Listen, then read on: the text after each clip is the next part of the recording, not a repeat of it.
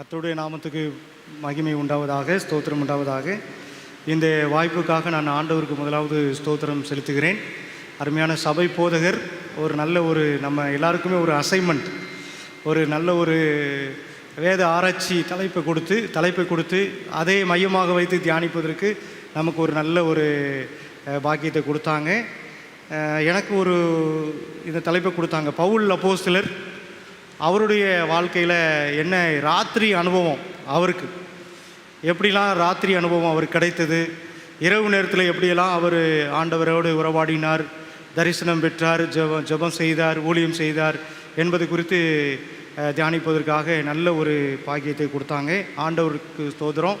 பவுல் அப்போஸ்தலன், பவுல்னா என்ன அர்த்தம் தெரியுமா? சவுலாக இருந்துட்டு பவுலாக மாறி இருக்கிறார். சவுல்னா என்ன அர்த்தம்? சவுல்ங்கிற பேருக்கு அவங்க அம்மா அப்பா பயபக்தி உள்ளவங்க, 10 வயசுக்குள்ளே ஆகமத்தெல்லாம் படித்தவர், நல்ல ஒரு ஞானவான், ஒரு பிலாசபர், நல்ல ஒரு படிப்பாளி. சவுலாக இருக்கும்போதே பயபக்தி உள்ள குடும்பத்தில் பிறந்தவர் தான். சவுல் அப்படின்னாலே பிரார்த்தனை, ப்ரேயர் ஃபார் அப்படின்னு தான் அவருக்கு அர்த்தம். அவங்க பெற்றோர்கள் பேர் வச்சுருக்காங்க. ஆனால் அவர் பவுலாக மாறினார். பவுல் அப்படின்னா என்ன அர்த்தம் அப்படின்னா ஹம்பிள் செர்வன்ட் ஆஃப் காட், தாழ்மையானவர் அப்படின்னு அவரே மாற்றிக்கிட்டார். ஆண்டவர் நல்ல ஒரு நாமத்தை அவருக்கு கொடுத்தார். இந்த பவுல் அப்போஸ்தலன் 3 ஊழிய பயணம் செய்தார் அப்படின்னு சொல்லிட்டு நம்ம அறிந்திருக்கிறோம். 4வது பயணமும் செஞ்சார். அது ரோமை நோக்கி பண்ணார். அங்கேயே மறிச்சிட்டார். இரத்த சாட்சியாக அவரை கொலை செஞ்சுட்டாங்க, நம்ம அறிந்திருக்கிறோம். 3 ஊழிய பயணத்தில் நம்ம அப்போஸ்தலர் 13வது 14வது அதிகாரம் முதல் ஊழிய பயணம், 15வது அதிகாரத்திலிருந்து 18வது அதிகாரம் 22வது வசனம் முடிய 2வது ஊழிய பயணம், 18வது அதிகாரம் 23வது வசனத்திலிருந்து 20வது அதிகாரம் முடிய அது 3வது ஊழிய பயணம். இப்படி 3 ஊழிய பயணங்கள் அவர் மேற்கொண்டிருக்கிறார். முதல் ஊழிய பயணத்தில் தான் அவர் கலாத்தியர் புஸ்தகத்தை எழுதினார். 2வது ஊழிய பயணத்தில் தான் தெசலோனிக்கேயாவுக்கு அந்த சபைக்கு நிருபத்தை எழுதினார். 3வது ஊழிய பயணத்தில் தான் கொரிந்தியர் நிருபத்தையும் ரோமர் நிருபத்திலையும் அவர் எழுதினார். ரோம சிறைச்சாலையில் இருக்கும்போது தான் எபேசியர், கொலோசியர், பிலமோன், பிலிப்பியருங்கிற நிருபங்களை எழுதினார். ரோம் சிறையை விட்டு வெளியே வந்த உடனே 1 தீமோத்தேயும் தீத்துவை என்ன செஞ்சார் எழுதினார். ரோமில் வச்சு 2 தீமோத்தேயு எழுதினார். கிபி 68 அவரை என்ன செஞ்சாங்க, சிறைச்சேதம் பண்ணிட்டாங்க. பவுலுடைய வாழ்க்கை எவ்வளவு அற்புதமாக நடந்தது. இந்த பவுல் இந்த அப்போஸ்தலர் புஸ்தகத்திலே நம்ம பார்த்தோம்னா கிட்டத்தட்ட ஒரு 11 தரிசனங்கள் இருக்குது. 11 தரிசனங்கள். அந்த 11 தரிசனத்தில் 4 தரிசனம் இந்த பவுல் அப்போஸ்தலனுக்கு கொடுக்கப்பட்டிருக்கு.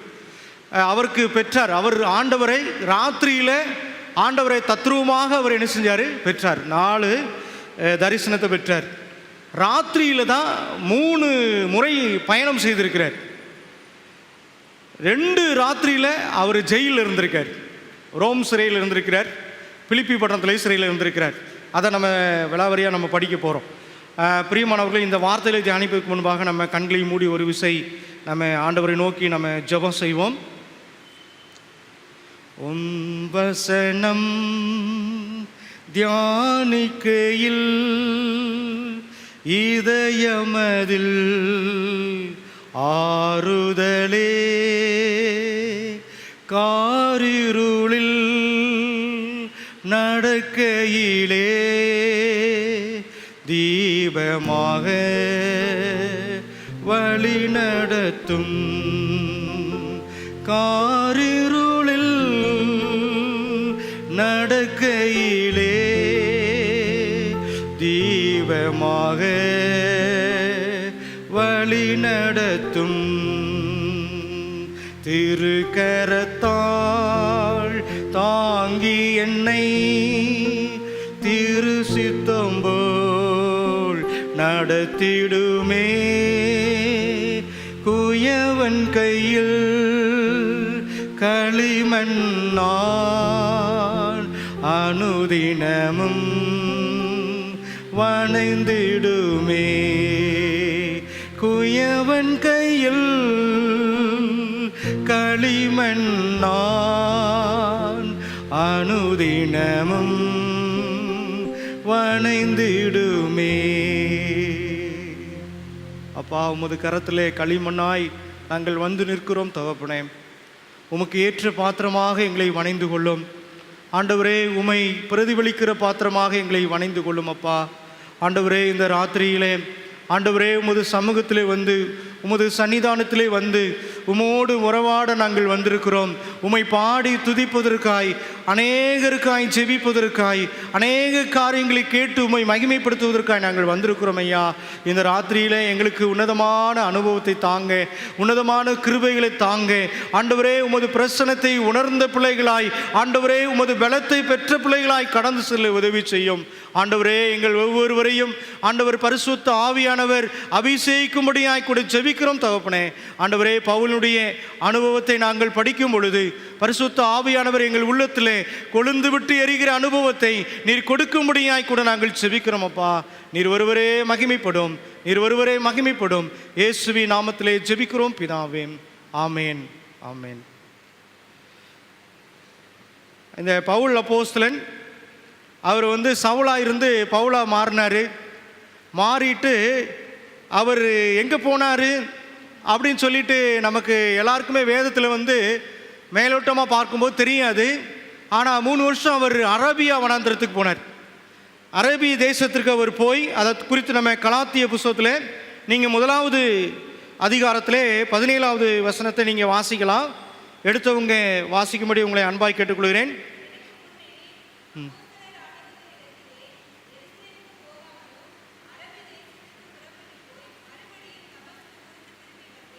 பார்த்தீங்களா, அரபு தேசத்துக்கு போய் மறுபடியும் தமஸ்கு வந்தேன் அப்படிங்காரு. அப்போ அரபு தேசத்துக்கு போய் என்ன செஞ்சார் அப்படின்னா, அவர் 3 வருஷம் ஆண்டவரோடு உறவாடி, ஆண்டவரோடு பழகி, ஆண்டவருடைய பிரசன்னத்தை என்ன செஞ்சார், அவர் ருசித்து திடப்பட்டு தான் ஊழியத்தில் வந்து இறங்குறார். அப்போ ஊழியத்தில் வந்து அதே தமஸ்கு தான் அவர் போனார். யாரை பிடிப்பதற்காக, கட்டி கொண்டு வருவதற்காக. இந்த புதுசாக மனசு மாறி இருக்காங்க, மதம் மாறி இருக்காங்க, இயேசுவை வணங்குகிறவர்கள், இயேசுவை தொழுது கொள்கிறவர்கள், அவங்களெல்லாம் பிடிச்சி கட்டி கொண்டு வந்து எருசலேமை கொண்டு வந்து சேர்க்கணும், அவங்கள துன்பப்படுத்தணும் அப்படின்னு சொல்லிட்டு அவர் புறப்பட்டு வந்தார். நம்ம எல்லாருக்குமே அவருடைய அழைப்பை பற்றி தெரியும். அந்த தமஸ்கு போகிற வழியிலே பகலில் தான் அவர் ஆண்டவரை சந்தித்தார். ஆண்டவர் இயேசு கிறிஸ்துவே சொன்னார், முள்ளில் உதைக்கிறது உனக்கு கடினமாம், நீ துன்பப்படுத்துகிற இயேசு நானே அப்படின்னு சொல்லி தரிசனம் கொடுத்தார். அந்த பகல் நேரத்தில் அந்த தரிசனத்தை பெற்றவர் அவர் தமஸ்குல போய் அங்கு ஊழியம் செய்கிறார். தமஸ்குல போய் அவர் அங்கே இருக்க ஊழியம் செய்யும்போது அவர் நினைச்சாரு, ஆண்டவர் எனக்கு தரிசனம் கொடுத்துருக்கிறாரு, என்னுடைய நண்பர்கள் தோழர்கள் எல்லாரும் நான் சொல்ற தரிசனத்தை கேட்டு அவங்களும் மனம் மாறிடுவாங்கன்னு சொல்லி ரொம்ப ஆசைப்பட்டார். யூதர்கள் எல்லாரும் கேட்பாங்க, மனசு மாறுவாங்க, நம்ம கூட க்ளோஸாக பழகினவங்கெல்லாம் மனம் மாறுவாங்கன்னு சொல்லி ரொம்ப பிரியப்பட்டார். ஆனால் அவருக்கு ஏமாற்றம் தான் இருந்துச்சு. அதே யூதர்கள் இவரை கொலை செய்யணும்னு சொல்லி என்ன செஞ்சாங்க, வகை தேடினாங்க, கொலை செய்யணும்னு தேடினாங்க. சரி, கிறிஸ்தவர்கள், கிறிஸ்துவை ஆராதிக்கிற பிள்ளைங்க, அவரை ஏற்றுக்கொண்ட பிள்ளைங்க, அவங்க என்னை நம்புவாங்கன்னு சொல்லிட்டு அந்த கிறிஸ்தவ பிள்ளைங்கிட்ட போனாங்க. ஆனால் போனார் இந்த பவுலார், அந்த கிறிஸ்தவ பிள்ளைங்களாம் இவன் நாடகம் ஆடுறான், இவன் வேஷம் போட்டு நம்மளெல்லாம் பிடிச்சிட்டு போகிறதுக்கு வந்திருக்கிறான் அப்படின்னு சொல்லி அவர்களையும் ஏற்றுக்கொள்ளவில்லை. பவுலாருடைய நிர்பந்தமான நிலைமையை பார்த்தீங்களா, நம்பினவங்க கைவிட்டாங்க, இவங்க புதுசாக உள்ளவங்களும் மனம் மாறி இருக்கானேன்னு சொல்லிட்டு ஏற்றுக்கொள்ளவில்லை. ஆனால் ஒரே ஒருத்தர் மட்டும் ஏற்றுக்கொண்டார். யார் தெரியுமா? பர்னபா. பர்னபா தான் துணிஞ்சு என்ன செஞ்சார், இவரை கூட்டிகிட்டு அந்த பக்கம் நீங்கள் வாசிங்க, அப்போஸ்தலர் 9வது அதிகாரத்தில் நீங்கள் வாசிக்கலாம். அப்போஸ்தலர் 9வது அதிகாரத்தில்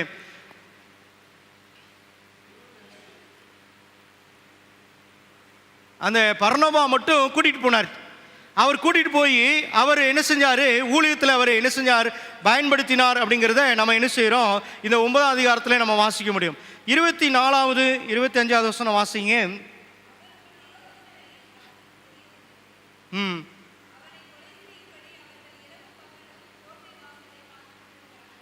முதலாவது இந்த இரவு அனுபவம் பார்த்தீங்கன்னா, இரவும் பகலும் கோட்டை வாசலில் வந்து இந்த யூதர்கள் என்ன செய்கிறாங்க, அப்படியே என்ன செய்கிறாங்க, காத்து கொண்டிருக்கிறாங்க.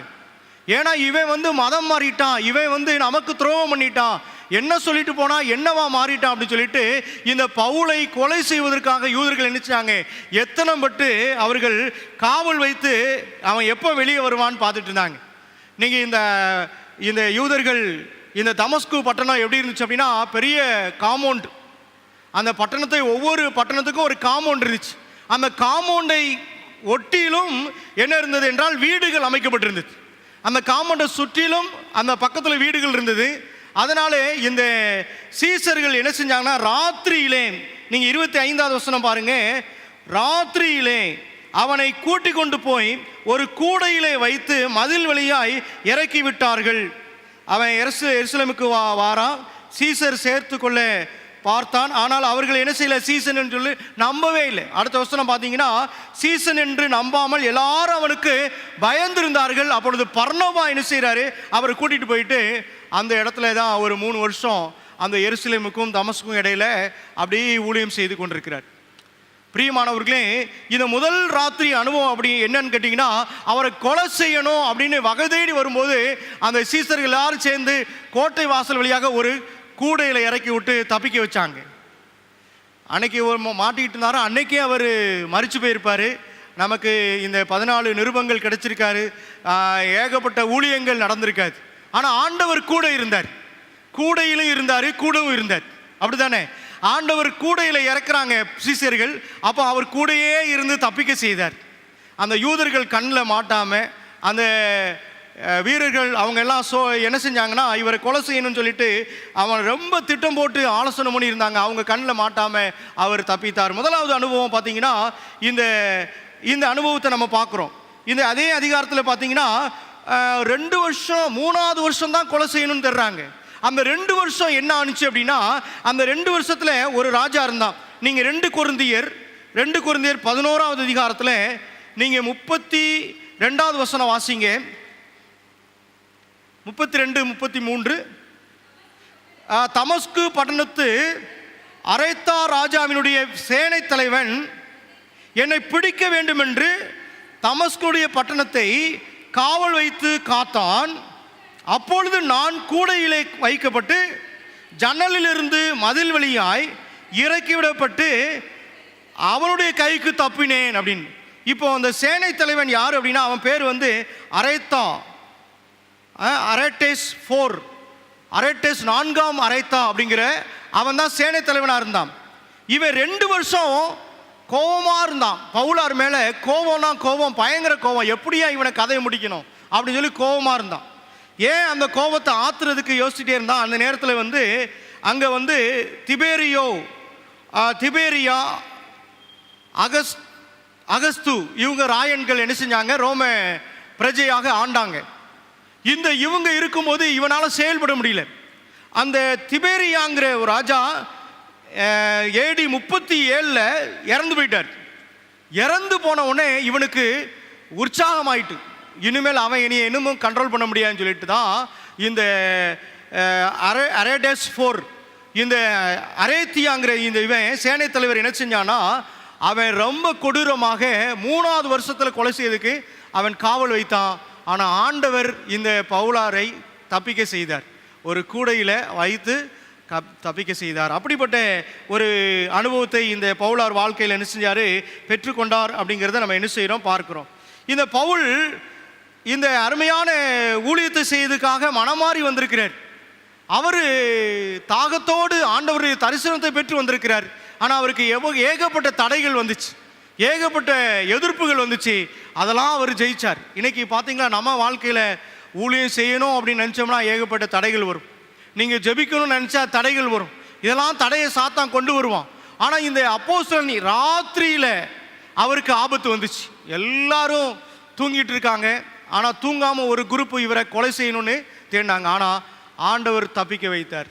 அதே போல் ஆண்டுடைய பிள்ளைகள் ஆண்டவரை சார்ந்து இருக்கும் பொழுது அவர் நம்மளை தப்பிக்க வைப்பார் என்பதை நம்ம என்ன செய்கிறோம், அறிந்து கொள்கிறோம். 2வது அனுபவத்தை நீங்கள் பார்த்தீங்கன்னா, அப்போஸ்தலர் புத்தகத்தில் நீங்கள் 16வது அதிகாரம் 16வது அதிகாரத்தில் 5வது வசனம் வாசிங்களேன்.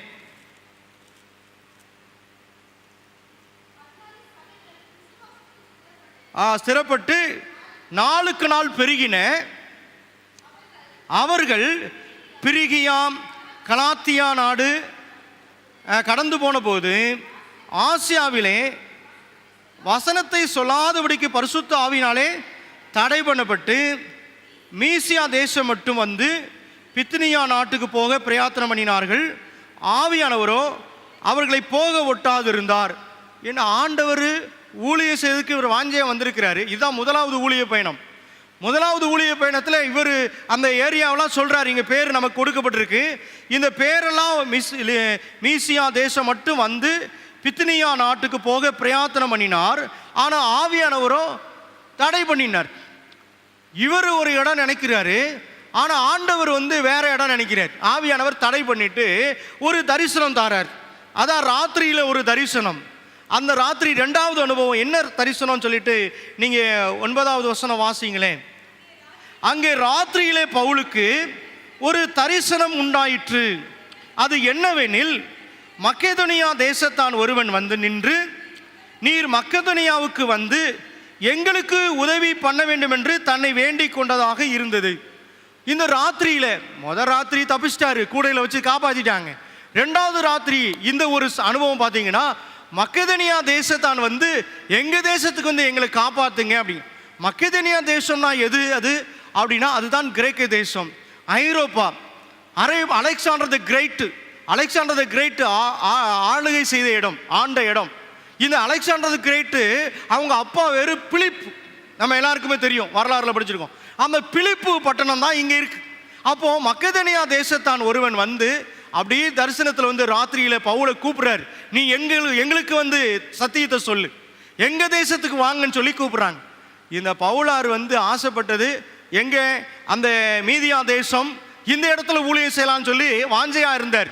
ஆனால் ஆண்டவருடைய அழைப்பு எங்கே இருந்ததுன்னா, நீ மக்கெதோனியாவுக்கு வா அப்படின்னு சொல்லி இருந்துச்சு.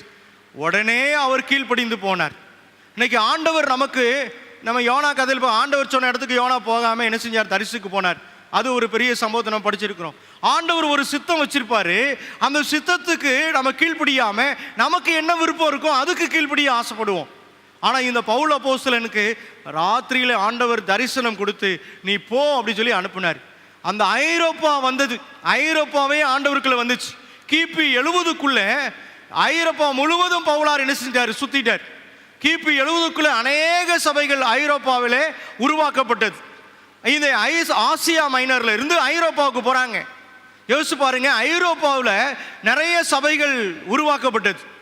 இந்த ஐரோப்பாவுக்கு போனாங்க, ஏகப்பட்ட பிரச்சனை, ஏகப்பட்ட தடைகள், ஏகப்பட்ட போராட்டங்கள் எல்லாம் வந்துச்சு. ஆனால் ஆண்டவர் கூட இருந்து என்ன செஞ்சார், அவரை காப்பாற்றி பயன்படுத்தினார்.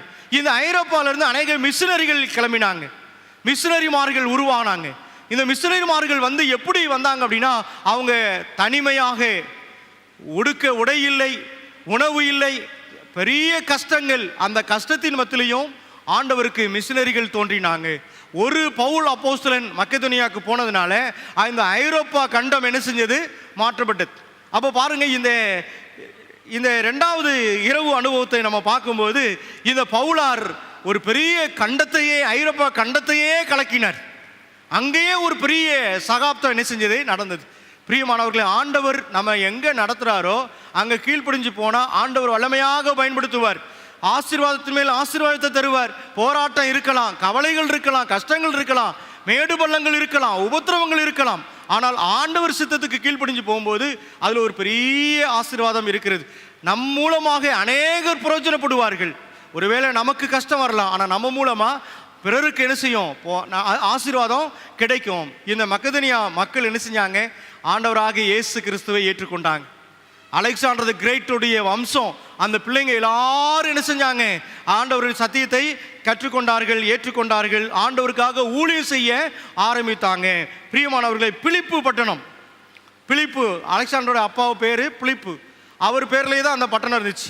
அந்த பட்டணத்தில் 3 விதமான மக்கள் அவர் சந்திக்கிறார். நிறைய மக்களை சந்திச்சார், நிறைய சபை நிறுவினார். ஆனால் 3 விதமான சம்பவங்களை நம்ம என்ன செய்கிறோம் பார்க்குறோம். அந்த வசனத்தை நீங்கள் வாசிங்க, 12வது வசனம் நினைக்கிறேன். அப்போஸ்தலர் 16:12 மன்னிக்கவும்.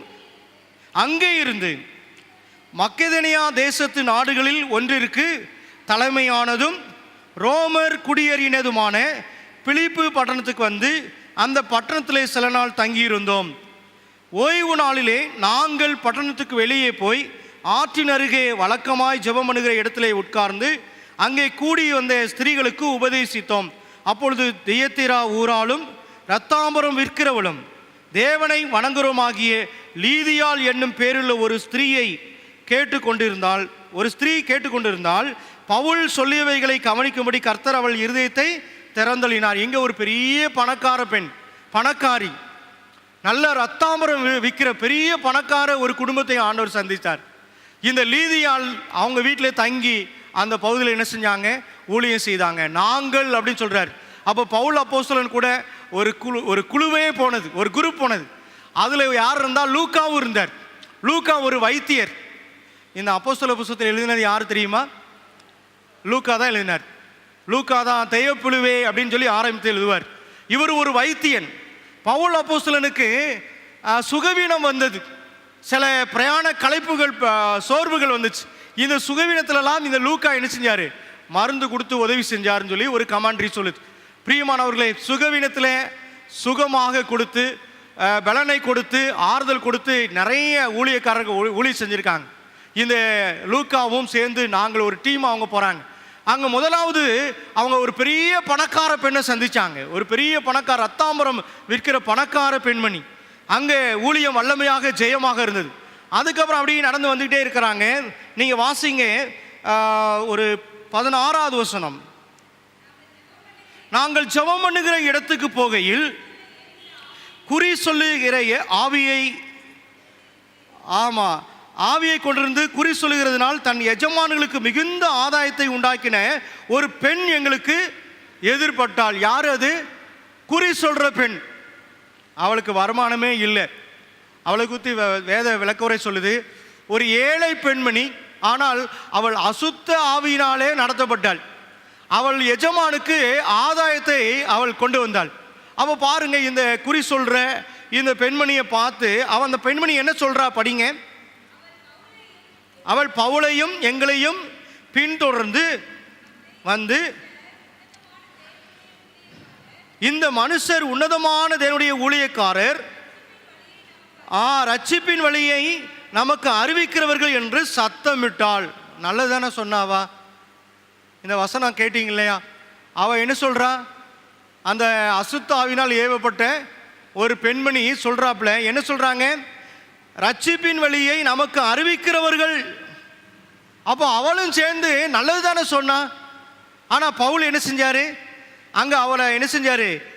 சினங்கொண்டு திரும்பி பார்த்து, நீ இவளை விட்டு புறப்பட்டு போன்னு சொல்லி அதட்டினார். இன்னைக்கு இயேசு கிறிஸ்து கூட ஊழியம் செய்யும்போது இவர் மெய்யாக தேவனுடைய குமாரன் சொல்லி பிசாசு சத்தம் போடும். உன்னை ஆண்டு சொல்லுவார், நீ சத்தம் போடாமல் போன்னு சொல்லி அதட்டிடுவார். ஏன் தெரியுமா?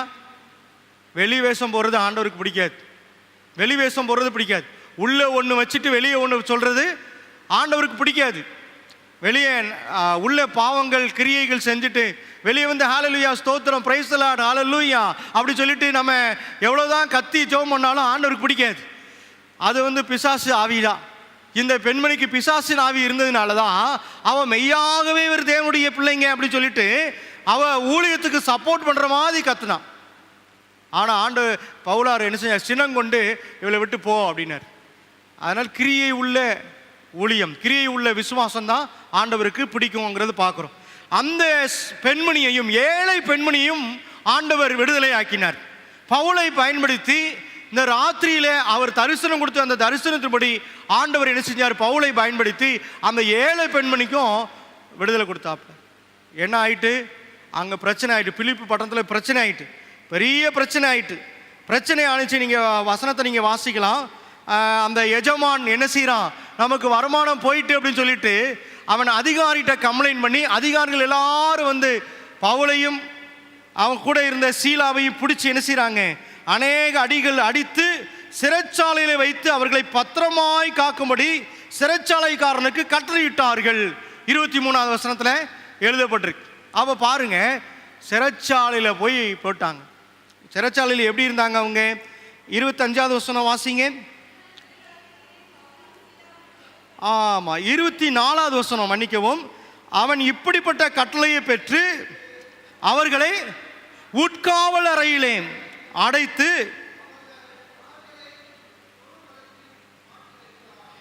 பார்த்தீங்களா, கால்களை மட்டும்தான் மாட்டியிருக்காங்கன்னு சொல்கிறாங்க. ஆனால் விளக்க உரை பைபிளில் பார்க்கும்போது காலையும் கையையும் சேர்த்து மாட்டியிருந்தாங்க, கழுத்தையும் சேர்த்து மாட்டியிருந்தாங்களாம். பிரியமானவர்களை, கழுத்தையும் சேர்த்து மாட்டியிருந்தாங்க. அவன் யோசித்து பாருங்க, அவங்களால அசைய கூட முடியாது. உட்காவல் அறையிலே, அந்த உட்காவல் அறையில் யாரும் சத்தம் போட்டால் வெளியே கேட்காது. யாராவது சத்தம் போட்டு அழுவாங்க, காயப்பட்டு கூக்குரலிட்டு அழுவாங்க. அதை வெளி காவலில் இருக்கிறவங்களாம் கேட்டு அவங்களும் கண்ணீர் வடிப்பாங்க. இதுதான் நடக்கிறது வழக்கம் அங்கே. ஆனால் இங்கே பவுலையும் சீலாவையும் கட்டி அடித்து உதைத்து இரத்த காயத்தோட அந்த உட்காவல் அறையில் போட்டாங்க. அவங்க அங்கே என்ன செஞ்சாங்களாம்? 25வது வசனம், நடு ராத்திரியிலே பவுலும் சீலாவும் ஜெபம் பண்ணி தேவனை துதித்து பாடினார்கள். காவலில் வைக்கப்பட்டவர்கள் அதை கேட்டு கொண்டு இருந்தார்கள். இது பாருங்க மூணாவது அனுபவம். ஜெயிலில் அவங்க பாட்டு பாடி துதிக்கிறாங்க.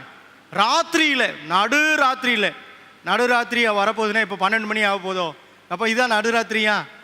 நமக்கு நடுராத்திரியில் இவங்க என்ன செய்கிறாங்க? பாட்டு பாடி அந்த காயம் வேதனை எல்லாத்தையும் மறந்து அவங்க பாட்டு பாடி ஜெபம் பண்ணுறாங்க. பவுலும் சீலாவும் பாடியது பாட்டு, அது பாட்டு. நல்ல ஒரு பாட்டு. நம்ம தாமஸ் சார் தான் எழுதியிருக்காங்க அந்த பாட்டு. எத்தனை பேருக்கு அது தெரியும்? சேர்ந்து என் கூட ஒரு கவி பாடுங்களேன். பவுலும் சீலாவும் பாடியது பாட்டு, அது பாட்டு. நல்ல ஒரு அருமையான பாட்டு. பூட்டி வைத்தனரே சிறையில் போட்டு மீட்பை தந்தாரோ அவர்களின் பாட்டு. பாடு பாடிக்கொண்டாடு, ஆடு ஆடி பண்பாடு அப்படின்னு சொல்லி அழகா கவிதை நடையில் அந்த பாட்டு எழுதியிருக்காங்க. யோசிச்சு பாருங்க, நல்ல ஒரு அருமையான பாட்டு பாடி ஜெபம் பண்ணுறாங்க. ஜெபம் பண்ணவுடனே என்ன நடந்துச்சு? சடுதியிலே சிறைச்சாலையின் அஸ்திபாரங்கள் அசையும்படிக்காய் பூமி மிகவும் அதிர்ந்தது. இந்த ராத்திரி அனுபவம், மூணாவது ராத்திரி அனுபவம். இதில் அப்படி ஒரு பூமி எதிர்ச்சியே வருது. உடனே சிறைச்சாலைக்காரன் பயந்துட்டான். எல்லாம் திறந்துட்டு விலங்கெல்லாம் கலந்துட்டு எல்லாரும் ஓடிட்டாங்க, தப்பிச்சிட்டாங்க. நமக்கு தான் வேலை போயிடும் அப்படின்னு பயந்து அவனே சூசைட் பண்ணணும்னு சொல்லிட்டு என்ன செய்கிறான்? பட்டயத்தை எடுத்து அவன் தன்னையே மாய்த்துக்கொள்ள அவன் நினைக்கிறான். பிரியமானவர்களே, அந்த நேரம் பவுலார் வந்து, நீ உனக்கு ஒன்றும் கெடுதல் பண்ணாத, நாங்கள் இங்கே தான் இருக்கோம். நம்ம எல்லாருக்கும் அந்த சம்பவம் தெரியும். உடனே அந்த ராத்திரியிலே அந்த ஜெயிலர் அந்த சிறைச்சாலைக்காரன் வீட்டில் போய் அவங்க எல்லாருக்கும் பைபிள் ஸ்டடி கொடுக்கார். வசனத்தை நீங்க வாசிக்கலாம். கர்த்தராகிய இயேசு கிறிஸ்துவை விசுவாசி, அப்பொழுது நீயும் உன் வீட்டாரும் ரட்சிக்கப்படுவீர்கள். அவனுக்கும் அவன் வீட்டில் இருந்த யாவருக்கும் கர்த்தருடைய வசனத்தை போதித்தார்கள். 32வது வசனம் பாருங்க. ராத்திரியில பாட்டு பாடி ஜெபம் பண்றாங்க, ராத்திரியில பைபிள் ஸ்டடி கொடுக்காங்க, அங்க ஒரு ஞானஸ்தானம் கொடுக்காங்க. யோசித்து பாருங்க, என்ன ராத்திரி அனுபவம். முதலாவது ராத்திரியில் அவர் தப்பிச்சாரு. ரெண்டாவது மக்கெதனியாவுக்கு போனார், அந்த தரிசனத்தை வாங்கினார். அந்த தரிசனத்தில் வாங்கி லீதியால், அப்புறம் ஏழை அந்த குறி சொல்ற பெண்மணி. இந்த மூணாவது நபர் யாருன்னு பார்த்தீங்கன்னா சிறைச்சாலைக்காரன், இந்த ஜெயிலர். இவன் குடும்பத்துக்கே சத்தியம் போனது. இரவு பகலும் ஆண்டவருக்காக உழைச்சிருக்காங்க. பாருங்க பவுலாருடைய இரவு அனுபவம் பாருங்க. ராத்திரியும் அந்த வேதனையிலையும் அந்த ஜெயிலில் போட்ட அந்த கஷ்டத்திலையும் அவங்க பாட்டு பாடி ஜெபம் பண்ணி அங்கே ஒரு பைபிள் ஸ்டடி கொடுத்து ஒரு குடும்பத்துக்கு ஞானஸ்தானம் கொடுத்தாச்சு. என்ன ஒரு வெற்றியான ஊழியம். பிரியமானவர்களே, இந்த பெரோயா அதுக்கப்புறம் நீங்கள் பார்த்தீங்கன்னா 17வது அதிகாரத்தில் ஒரு அனுபவத்தை பார்க்கலாம். 10வது வசனம், 4வது காரியம்.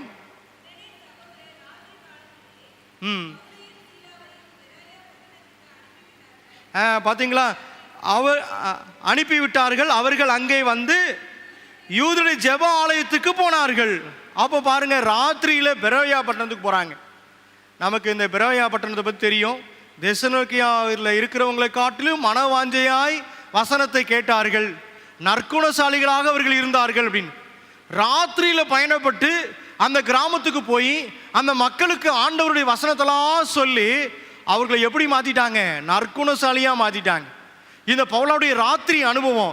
ராத்திரியில் பிரயாணப்பட்டு போய் ராத்திரியில் அவர் தேசத்தையே பார்த்து, ஒரு பட்டணத்தையே பார்த்து அவங்களுக்கு பைபிள் ஸ்டடி கொடுத்து அவங்க என்ன செய்கிறாங்க, மற்ற ஜனங்களை காட்டிலும் நற்குணமாய் மாறுறாங்க. எப்படி ஒரு வாசனை கிறிஸ்தவர்களாக மாறினாங்க. வாசனை மிக்க கிறிஸ்தவர்களாய் மாறுவதற்கு இந்த ராத்திரியில் இந்த பவுலார் என்ன செஞ்சார், அவர் ஜெபம் பண்ணி பிரயாணப்பட்டு ஜெபத்தோடு போய் அந்த மக்களை என்ன செஞ்சார், சந்தித்தார். பிரியமானவர்களே, பெரோயா பட்டணத்தில் 4வது அனுபவத்தை நம்ம பார்க்க முடியும். இந்த பவுல் அப்போஸ்தலனுடைய வாழ்க்கையில் ஊழிய பயணத்தில் பார்க்கும்போது 3 விதமான ஊழிய மிஷனரி பயணம் அப்படின்னு பார்க்குறோம். எப்படி பயணப்பட்டார்னா, நடந்து போயிருக்கிறாரு, கடல் மார்க்கமாக போயிருக்கிறாரு, அந்த நேரத்தில் உள்ள உயிரினங்கள் கழுதை, இப்படிப்பட்ட குதிரை, இதன் மூலமாகவும் போயிருக்கிறாங்க. இப்படிலாம் பயணப்பட்டு போயிருக்காங்க. 5 முறை கப்பல் பயணத்தில் போயிருக்காரு. நீங்கள் 27வது அதிகாரத்தில் கப்பல் சேதத்தை குறித்து படிக்கலாம். ஆனால் அதுக்கு முன்பாக அவர் 5 முறை கப்பல் பயணத்துக்கு போயிருக்கார். கப்பல் பயணம், அந்த கப்பல் பயணத்தில் நீங்கள் 2 கொரிந்தியர் 11வது அதிகாரத்தில் அவர் சொல்கிறார் பாருங்க. 2 கொரிந்தியர் 11:25 அடிக்கப்பட்டேன்.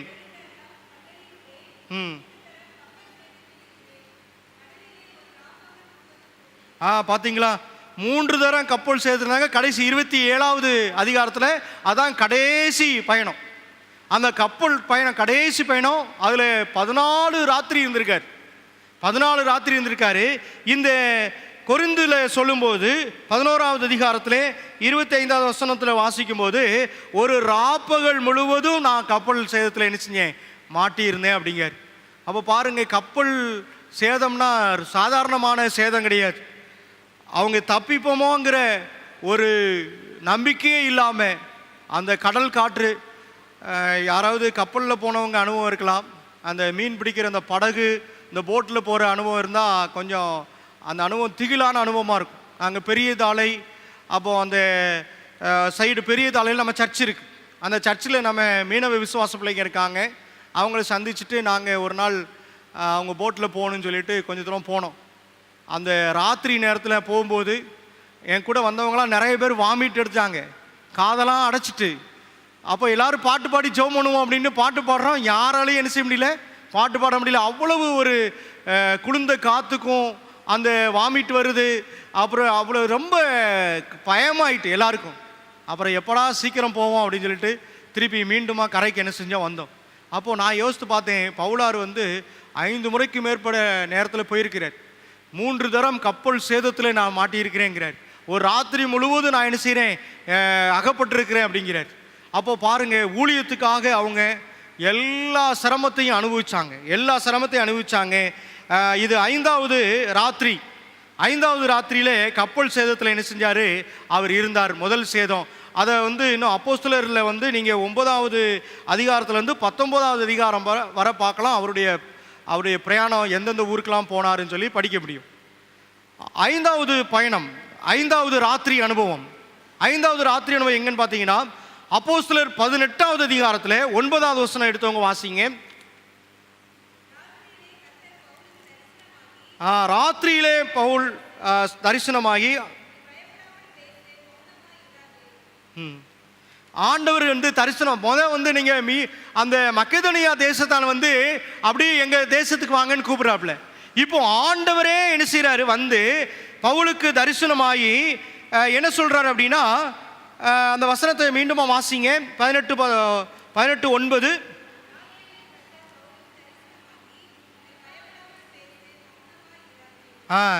நான் உன்னுடனே கூட இருக்கிறேன், உனக்கு தீங்கு செய்யும்படி ஒருவனும். ஆமாம், அது எந்த பட்டணம் தெரியுமா, கொரிந்து பட்டணம். அப்போ கொரிந்து பட்டணத்துக்கு போகிறதுக்காக ஆண்டவர் தரிசனம் கொடுத்து அங்கே தான் என்ன செய்ய இருக்கிறார். அந்த கொரிந்தில் அநேகர் என்ன செய்கிறாங்க, கொரிந்தியரில் அநேகர் சுவிசேஷத்தை ஏற்றுக்கொண்டு ஆண்டவரை என்ன செய்கிறாங்க, நம்புகிறாங்க. அந்த ஜெப ஆலய தலைவன் இன்னும் அங்கே போராட்டம் வருது. அந்த போராட்டத்தின் மத்தியிலையும் அங்கே ஒரு மக்கள் என்ன செய்கிறாங்க, சபை என்ன செய்கிறாரு, இவர் ஸ்தாபிக்கிறாரு. அநேகர் என்ன செய்கிறாங்க, ஆண்டுடைய சத்தியத்துக்குள்ளே வருகிறார்கள் என்பதை நம்ம பார்க்குறோம். இது 5வது ராத்திரி அனுபவம். தரிசனத்தை பெற்று தான் அவர் ஊழியத்துக்கு போகிறார். தரிசனத்தோடு தான் ஊழியத்துக்கு போகிறார். அதனால் இடைஞ்சல் வந்தாலும் சரி, கஷ்டம் வந்தாலும் சரி, ஆண்டவருடைய அனுக்கிரகத்தையும் ஆண்டவருடைய அற்புதமான பலத்தையும் அவர் என்ன செய்கிறாரு, ருசிக்கிறார் என்பதை நம்ம பார்க்குறோம். ஆறாவது காரியம் நீங்கள் அப்போஸ்தலர் 20வது அதிகாரத்தில் 7வது வசனம் வாசிங்க. 20:7.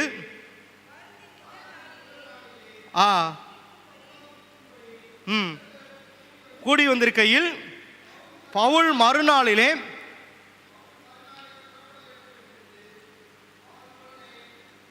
சம்பாசித்து நடுராத்திரி மட்டும் பிரசங்கித்தான். பாருங்க, நடுராத்திரி பயணம் பண்றாரு, நடுராத்திரியில் தரிசனம் பெறாரு, நடுராத்திரியில் பிரசங்கம் பண்றார். பவுலர் நடுராத்திரியில் பிரசங்கம் பண்ணார். அதுக்கு முந்தின வசனத்தில் பார்த்தீங்கன்னா 7 நாளும் அவர் பிரசங்கம் பண்ணியிருக்காங்க, 7 நாளும் ஊழியம் செஞ்சிருக்காங்க. அந்த முதலாவது நாள், வாரத்தின் முதல் நாளிலே அப்படின்னு சொல்கிறாங்க. அதை நம்ம 7th Day பைபிள் கமெண்ட்ரியில் பார்த்தீங்கன்னா சனிக்கிழமை இரவு ஒரு பண்டிகை, ஒரு லவ் ஃபீஸ்ட் அப்படின்னு சொல்லி ஒரு விருந்து. அதை தொடர்ந்து காலையில் ஊருக்கு கிளம்புறாருன்னு சொன்ன உடனே விடிய விடிய பிரசங்கம், விடிய விடிய சத்தியத்தை, ஆண்டோடைய சத்தியத்தை சொல்கிறார்.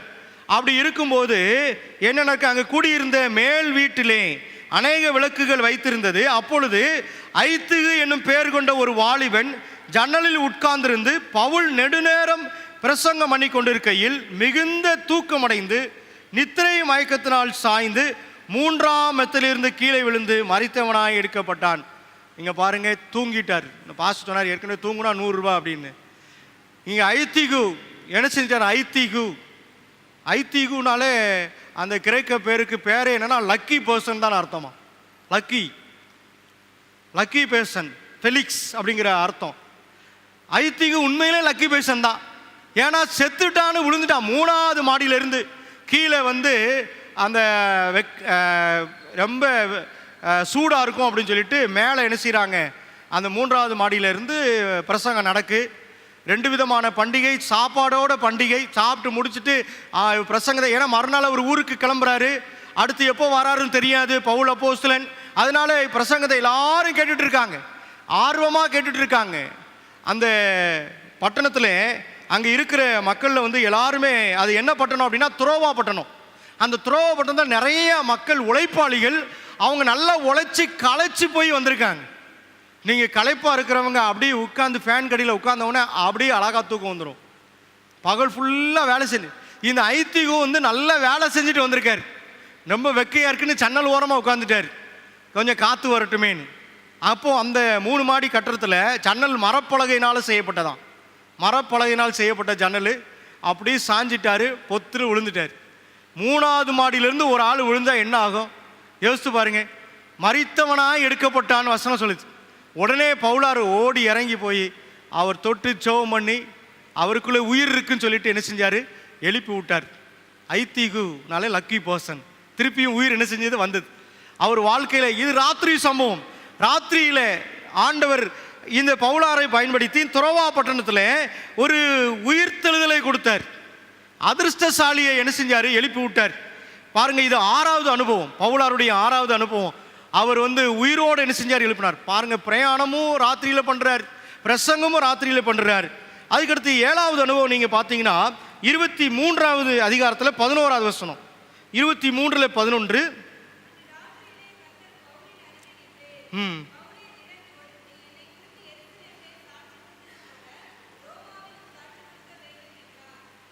பார்த்தீங்களா, இப்போ ஒரு தரிசனம்.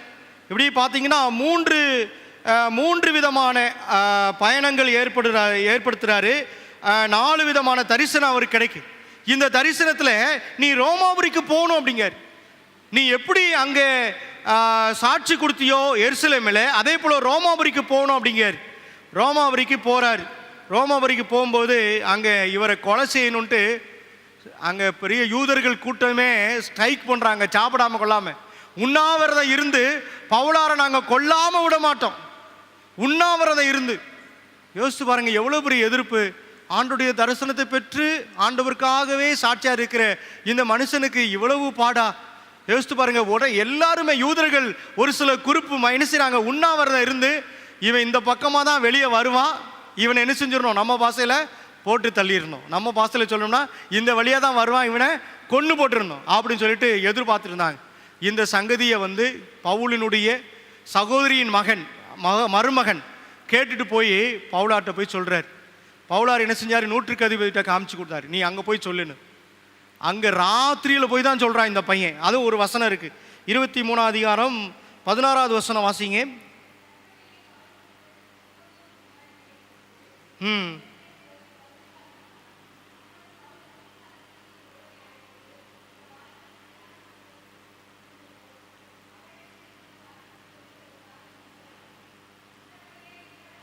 போதும்.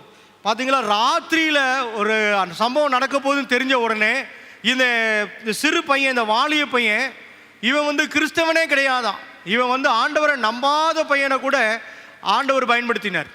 இவன் போய் அந்த நூற்றுக்கு அதிபதிகிட்ட போய் சொல்கிறான். 23வது வசனம் வாசிங்க. பின்பு அவன்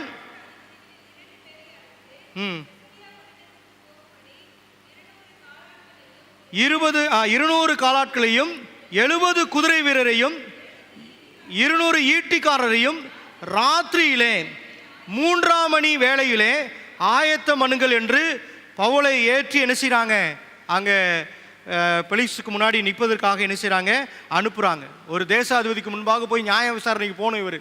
அதுக்காக இவர் என்ன செய்கிறாங்க, பாதுகாப்போடு அனுப்புனாங்க. ராத்திரியில் தான் அனுப்புனாங்க.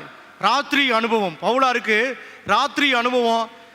இத்தனை படை வீரரோட ஒரு எஸ்கார்டோடு போகிறார். ஏன்னா தனியாக போயிட்டா இவரை இங்கேயே கொலை செஞ்சிருவாங்க, விசாரணைக்கு போக முடியாது. விசாரணை கைதியாக இருக்கிறார் இவர். விசாரணை கைதியாக அப்படியே போகிறாங்க.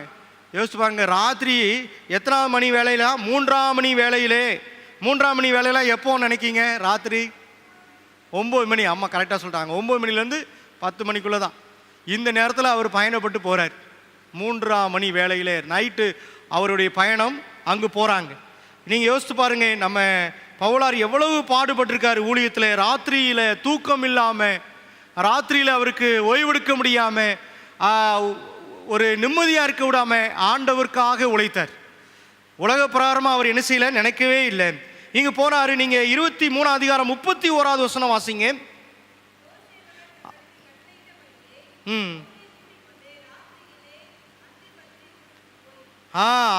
அந்திபத்ரி ஊருக்கு போனாங்க. அங்கே போய் எல்லாரும் என்ன செய்கிறாங்க, போய் பவுலை கூட்டி கொண்டு போய் இறங்குறாங்க. அப்போ இறங்குறது, ஏறுறதும் ராத்திரி தான், இறங்குறதும் ராத்திரி தான். அப்போ பாருங்க, ராத்திரியில் அவர் தூங்கவே இல்லை, உறக்கமே இல்லை, அப்படி ஊழியம் செய்தார் பவுலார். இது வந்து நீங்கள் பார்த்தீங்கன்னா ஒரு 9வது அனுபவமாக நீங்கள் பார்க்கலாம். 9வது அனுபவமாக பார்க்கலாம். தரிசனத்தை வாங்குகிறார், பாதுகாப்போடு அவர் போகிறார். அங்கே போய் என்ன செய்கிறார், இறங்குறார். நீங்கள் 27வது அதிகாரத்தில் நீங்கள் 27வது வசனம்,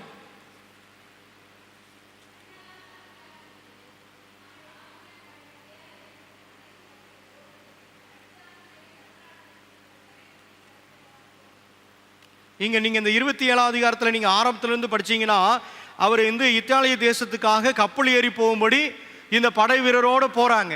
போகும்போது பவுலார் சொல்லுவார், நூற்றுக்கு அதிபதிட்டு சொல்லுவார், நம்ம வந்து இங்கேயே கொஞ்சம் இருந்துட்டு போவோம், ஏன்னா காற்று அடிக்குது, புயல் வர்ற மாதிரி இருக்கு, ஆபத்து வரும், வேண்டான்னு சொல்லுவார்.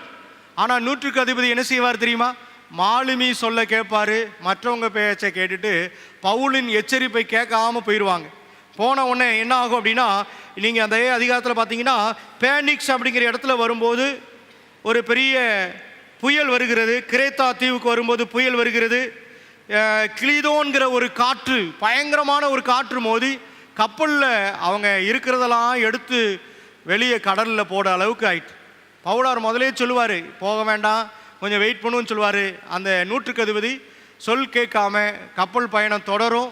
அப்போது ஒரு பெரிய அனுபவம். 14 ராத்திரி, ஒரு நாள் 2 நாள், 14 ராத்திரி, கிட்டத்தட்ட 2 வாரம் அந்த கப்பலில் என்ன செஞ்சாங்க, அந்த போர் சேவகர்கள், இந்த பவுல் அப்போஸ்தலன் எல்லாம் கஷ்டப்பட்டு தான் போவாங்க.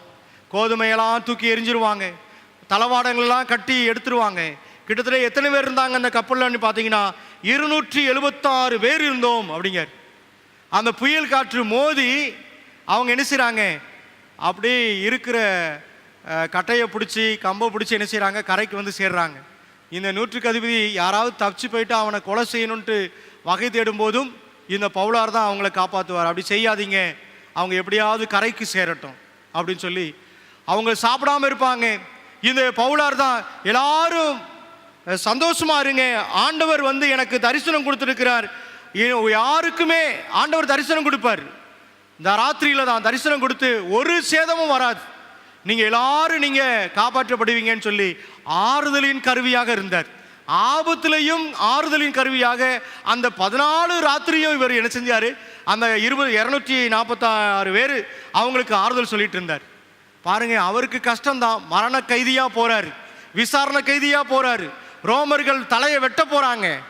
அப்படிப்பட்ட மரண கைதியா இருக்கிறவர் அவர் என்ன செய்யறாரு, மரண கைதியா போறவர் அந்த இருக்கிறவங்களுக்கெல்லாம் ஆறுதலின் தெய்வத்தை சொல்லி ஆறுதல் படுத்துகிறார், உற்சாகப்படுத்துகிறார். பிரியமானவர்களே, இந்த பவுலுடைய இரவு அனுபவங்கள் மிகவும். அடுத்து ஒரு தீவுக்கு வந்து இறங்கிட்டாங்க, மெலிட்டாங்கிற ஒரு தீவுக்கு வந்து இறங்கிட்டாங்க. அந்த தீவார் எல்லாரும் நல்லா கவனிச்சாங்க, ஏன்னா கப்பல் சேதத்தில் வந்திருக்காங்க அப்படின்னு சொல்லி உணவு கொடுத்தாங்க, எல்லாம் கொடுத்தாங்க. நீங்கள் 28ஆம் அதிகாரத்தில் பார்க்கலாம், 3வது வசனம் வாசிங்க. ராத்திரியிலே அவங்க என்ன செய்றாங்க, விறகுகளை போட்டு நெருப்புகள் மேல் போடுகையில் ஒரு விரியன் பாம்பு அனல் உரைத்து புறப்பட்டு பவுலாவுடைய கையை கவி கொண்டது. விரியன் பாம்பு கடிச்சா உடனே இவர் செத்துருவார். பாருங்க, ஏற்கனவே அவருக்கு சோதனை தான். ஆனால் இப்போ பாருங்க, அந்த தீவார் எல்லாரும் சந்தேகமா பார்க்காங்க, பார்த்து இவன் கொஞ்ச நேரத்தில் செத்துருவான் அப்படிங்காங்க. இவன் உண்மையிலே இவன் யாரு, பாதகன், இவன் பாவி, அதனால தான் இவனுக்கு ஆண்டவர் தண்டனை கொடுத்துட்டாரு அப்படின்னு சொல்லி சொல்லுவாங்க. ஆனால் அவர் என்ன செய்வார், ஒரு புழுவை உதறி போட்ட மாதிரி அந்த விரியன் பாம்பை உதறி போட்டுட்டு அவர் பாட்டுக்கு எப்பவும் போல இருப்பார். பாருங்க, அந்த நேரத்தில் ஆண்டவர் பலனை தந்தார். அந்த விஷம் கூட என்ன செய்யல, அவரை தீண்ட முடியல, சாகடிக்க முடியல. அப்படி அவர் என்ன செஞ்சாரு, ஆண்டவருக்கு சாட்சியாக இந்த ராத்திரி அனுபவத்தில். அதுக்கப்புறம் அந்த விஷப்பூச்சியின் பார்த்த உடனே இவரை என்ன செஞ்சாங்க, அதே நாக்கு தான் பாதகன் சொன்னவங்க, இவர் தேவனுடைய குமாரன் சொல்லி என்ன செஞ்சாங்க, அவரை மதிக்க ஆரம்பிச்சாங்க. அந்த மெலிட்டா தீவிலையும் அந்த ஊர் தலைவனுடைய சுகவினத்தையே போக்கி அந்த இடத்துல வல்லமையாய் ஊழியம் செஞ்சார். பிரியமானவர்களே, எங்கெல்லாம் போறாரோ அங்கெல்லாம் ஊழியம் செஞ்சார். ராத்திரியில அவருக்கு பெரிய போராட்டங்கள் வந்துச்சு. உணவு இல்லாமல், உறக்கம் இல்லாமல் ஆண்டவருடைய திருப்பணியை செஞ்சார். ஓய்வெடுக்காமல் அவர் என்ன செஞ்சார், ஊழியம் செஞ்சார். பிரியமானவர்களே, இந்த பவுலுடைய இரவு அனுபவம் நமக்கு ஒரு பெரிய பாடம் தான். தரிசனம் பெற்ற பிள்ளைகளாக நம்ம என்ன செய்யணும், செயல்படணும். ஆண்டவருடைய ஆலோசனை பெற்ற பிள்ளைகளாக நம்ம என்ன செய்யணும், வேலை செய்யணும். அது மட்டும் இல்லை, இந்த பவுலார் அந்த இக்கட்டுலையும் பாட்டு பாடி என்ன செஞ்சார், ஜெபம் பண்ணார். பாட்டு பாடி ஜெபம் பண்ணி அநேகருக்கு ஒரு உதவும் கருவியாக, ஆறுதலின் கருவியாக என்ன செஞ்சார், இருந்தார். சிறைச்சாலையில் ஏரோது மன்னன் போடுறான். அந்த சிறைச்சாலை, அந்த பிலிப்பு பட்டணத்தில் சிறைச்சாலையில் போடுறாங்க. 2 அனுபவம் வந்துச்சு. ஒரு அனுபவத்தில் அந்த சிறைச்சாலை அவங்களுக்கு வேதனை கொடுத்துச்சு. ஒரு சிறைச்சாலையில் பாதுகாப்புக்காக போட்டாங்க. ஆனாலும் அந்த இதுலேயும் இக்கட்டுலையும் இந்த பவுல் அப்போஸ்தலன் என்ன செஞ்சார்னா, ஆண்டவரை சார்ந்து இருந்து வெற்றி வாகை சூடினார். இன்னைக்கு நம்ம ஆண்டவர் நமக்கு வெற்றி கொடுக்கிறவராக இருக்கிறார். ஒருவேளை எப்பேற்பட்ட சிறைச்சாலை அனுபவம் வந்தாலும், எப்பேற்பட்ட கஷ்டங்கள் துன்பங்கள் வந்தாலும் நம்ம வந்து பயப்பட தேவையில்லை. ஒரு கைதி ஒருத்தர் வந்து நிறைய தவறுகள் செய்து சிறையில் அடைக்கப்பட்டார். சிறையில் அடைக்கப்பட்டு அந்த சிறைச்சாலையில் இருக்கும்போது ஒரு கிறிஸ்தவ போதகர் போய் அந்த கைதிக்கு ஆண்டவர் இயேசு கிறிஸ்துவை நம்பு அப்படின்னு, ஒரு வாரத்தில் எனக்கு தூக்கு தண்டனையாக இருக்கிறேன், நான் தூக்கு போட போகிறாங்க, நான் மறிக்க போகிறேன் அப்படின்னு சொல்கிறாரு. இந்த ஊழியக்காரர், நீ உன்னுடைய பாவத்தெல்லாம் அறிக்கை செஞ்சு ஆண்டவர் சொந்த ரட்சகராக ஏற்றுக்கொள், ஆண்டவர் விடுதலை கொடுப்பாரு, இல்லைன்னா நீ பரலோகத்துக்குரிய பிரஜையாக நீ மறிக்கலாம் அப்படின்னு ஒரு நம்பிக்கையை கொடுத்தார். நம்பிக்கையை கொடுத்த உடனே அவர் இயேசுவை ஏற்றுக்கொண்டு பைபிள் வாசித்து ஜெபம் பண்ண ஆரம்பித்தார். தூக்கு போட்டாலும் பரவாயில்ல, மறிச்சாலும் பரவாயில்ல, நான் ஆண்டவர் பிள்ளையாக மறிக்கிறேன் அப்படின்னு சொல்லிட்டு அவர் ஒரு பேப்பர் எடுத்து தான் ஒரு பாட்டு எழுதினார். என்ன பாட்டு எல்லாருக்கும் தெரியும், என் இதயம் யாருக்கு தெரியும்னார். அப்படி பாட்டை எழுதி வச்சுட்டு அந்த போதகிட்ட கொடுத்துட்டு அவர் மறித்து போயிட்டார். அப்போ ஒரு பாவம் மன்னிக்கப்பட்ட மனுஷனாக அவர் என்ன செஞ்சார், மறிச்சார். இந்த அப்போஸ்தலனுடைய வாழ்க்கையில் பார்க்கும்போது அப்படி பாவத்தில் சிறைப்பட்டு கிடந்தவங்களுக்கெல்லாம் இவர் சிறையில் இருந்து விடுதலை கொடுத்தார். வெளிச்சம் போகாத உட்காவலறையில் இருந்தவருக்கு ரட்சிப்பின் வெளிச்சத்தை கொடுத்தார். போகுமிடமெல்லாம் ஒரு ஆசீர்வாதத்தின் ஊற்றா போனார். இரவு பகலாக ஆண்டவரோடு உறவாடினார். அப்படிப்பட்ட ராத்திரி அனுபவம் பவுலாருக்கு இருந்துச்சு. இன்றைக்கி நம்ம ராத்திரி அனுபவம் எப்படி இருக்குது? ராத்திரியில் இன்றைக்கி ஆலயத்தில் வந்து ஜெபிக்கிறோம், அவருடைய தரிசனத்தை நம்ம பெறுவோம், அவருடைய அன்பை ருசிப்போம், அவரோடு உறவாடுவோம். அவர் நம்ம இந்த ராத்திரி அனுபவம் எப்படி யாக்கோபு ராத்திரி போராடி ஜெபிக்கும்போது அவர் இஸ்ரேலாக மாறி போனார், அப்படி தானே? இஸ்ரேலாக ஒரு பெரிய தேசத்தின் தகப்பனாக, ஆசீர்வாதத்தின் தகப்பனாக மாறி போனார். அதே போல் நம்ம வாழ்க்கையில் எல்லாம் மாற்றப்பட்டு, பிரச்சனைகள் மாற்றப்பட்டு, துன்பங்கள் துயரங்கள் மாற்றப்பட்டு ஆண்டுடைய பிள்ளையாக, வெற்றி வாகை சூடுகிற பிள்ளையாக நம்ம கடந்து செல்வோம். நிச்சயமாய் ஆண்டவர் நம்மையும் நமது குடும்பத்தையும் நம்முடைய கையின் பிரயாசங்கள் ஊழியத்தையும் அதிகமாய் ஆசீர்வதிப்பாராக. ஆமேன்.